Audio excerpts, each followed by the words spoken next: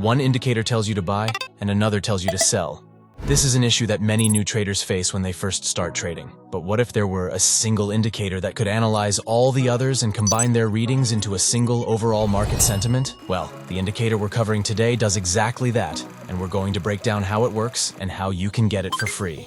Let's get into it.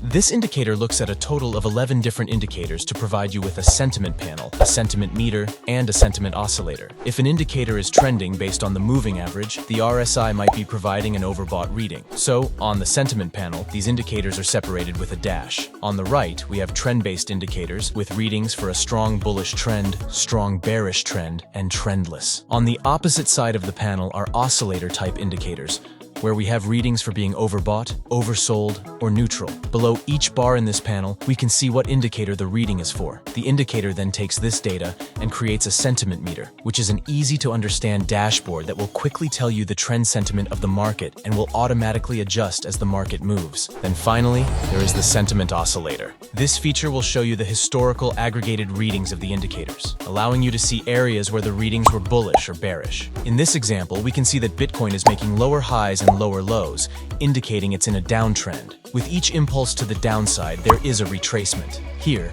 we can see that the sentiment panel shows 4 of the 6 trend indicators readings as bearish. However, all oscillator readings are showing values closer to being overbought, with the stochastic oscillator having the highest overbought reading.